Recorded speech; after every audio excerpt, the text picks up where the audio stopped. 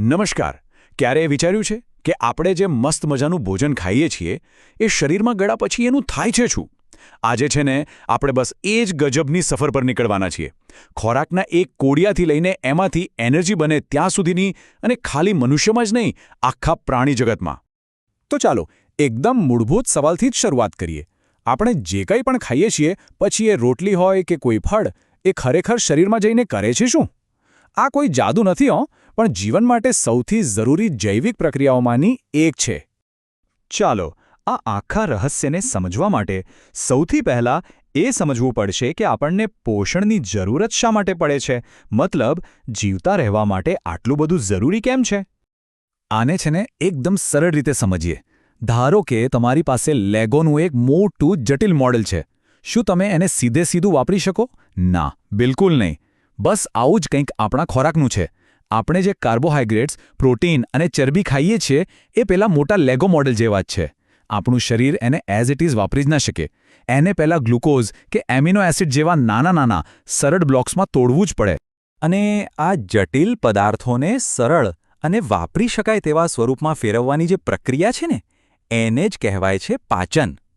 આ એક એવી જૈવ રાસાયણિક પ્રક્રિયા છે જે આપણા ખોરાકને શરીર માટેના ઉપયોગી બળતણમાં ફેરવી દે છે. તો સવાલ એ છે કે આ પાચનની પ્રક્રિયા થાય છે કેવી રીતે? ભલે જીવ ગમે તે હોય, પણ મોટાભાગના પ્રાણીઓમાં પોષણના 5 મુખ્ય અને સાર્વત્રિક તબક્કા હોય છે. ચાલો આખી પ્રોસેસને સ્ટેપ બાય સ્ટેપ સમજીએ.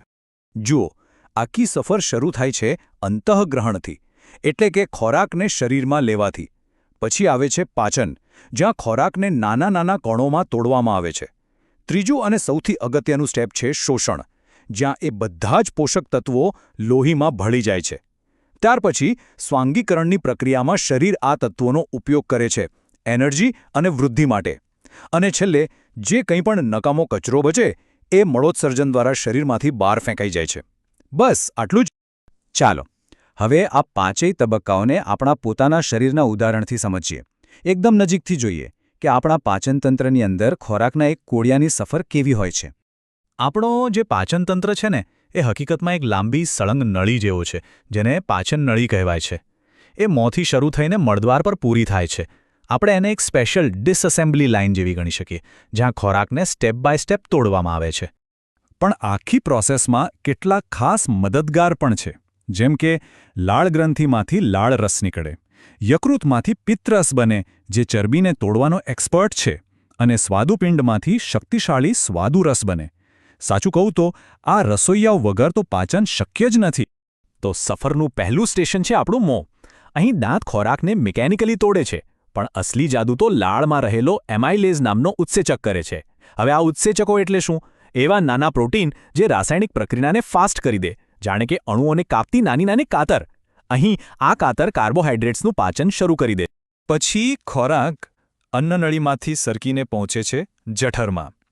જઠર એક મજબૂત સ્નાયુઓની બનેલી કોથળી જેવું છે. અહીં પેપ્સિન નામનો બીજો એક ખાસ ઉત્સેચક એસિડિક વાતાવરણમાં પ્રોટીનને તોડવાનું કામ શરૂ કરી દે છે. અને હવે આવે છે આખી સફરનું મેઇન જંક્શન, નાનું આંતરડું. આને પાચનતંત્રનું પાવરહાઉસ કહી શકાય, કારણ કે અહીં જ કાર્બોહાઈડ્રેટ્સ, ચરબી અને પ્રોટીનનું સંપૂર્ણ પાચન થાય છે, અને મોટાભાગના પોષક તત્વો શોષાઈને શરીરમાં ભળી જાય છે. તો આટલી લાંબી પ્રક્રિયાના અંતે આપણને મળ્યું શું? કાર્બોહાઈડ્રેટ્સ બની ગયા ગ્લુકોઝ, ચરબી ફેરવાઈ ગઈ ફેટી એસિડ્સ અને ગ્લિસરોલમાં, અને પ્રોટીન બની ગયા એમિનો એસિડ્સ. બસ આ જ એ સરળ ઘટકો છે જે હવે શરીરના વિકાસ, સમારકામ અને દોડવા ભાગવા માટેની ઊર્જા આપવા માટે એકદમ તૈયાર છે. આ તો થઈ આપણા શરીરની વાત, પણ પ્રકૃતિ તો પ્રયોગોથી ભરેલી છે. ચાલો હવે પ્રાણી જગતમાં પાચનની કેટલીક સૌથી અજીબ અને અદ્ભુત પદ્ધતિઓ પર એક નજર કરીએ. બહુ મજા આવશે. ગાય જેવા ઘાસ ખાનારા પ્રાણીઓ પાસે એક સુપર પાવર છે. એ લોકો શું કરે? સખત ઘાસને ફટાફટ ખાઈને પેટના એક ખાસ ભાગ આમાશયમાં સ્ટોર કરી લે. પછી જ્યારે આરામથી બેઠા હોય ત્યારે એ અડધા પચેલા ખોરાકને પાછો મોંમાં લાવીને બરાબર ચાવે છે. આ જે વાગોળવાની પ્રક્રિયા છે ને, એનાથી જ એ લોકો સખત સેલ્યુલોઝમાંથી પોષક તત્વો કાઢી શકે છે, જે આપણા જેવા બીજા કોઈ માટે શક્ય નથી. હવે જરા એક કોષીય જીવ અમીબા વિશે વિચારો. એની પાસે કોઈ મોં કે પેટ જેવું કંઈ નથી. એ ખોરાકને પકડવા માટે પોતાના શરીરનો આકાર બદલીને ખોટા પગ જેવું બનાવે છે.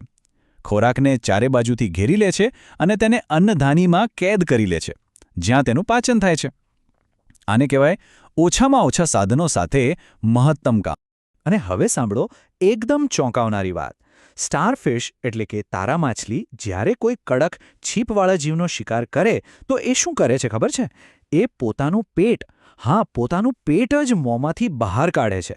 શિકારનું પાચન શરીરની બહાર જ કરી નાખે અને પછી જે પોષક તત્વો મળે એને પાછું અંદર ખેંચી લે. વિચાર તો કરો. આ બધા ઉદાહરણો પરથી શું સમજાય છે? એ જ કે ભલે પાચનની પદ્ધતિઓ ગમે તેટલી વિચિત્ર અને અલગ અલગ હોય, દરેક જીવનો અંતિમ ધ્યેય તો એક જ છે: પોષણ મેળવીને પોતાનું જીવન ટકાવી રાખવું.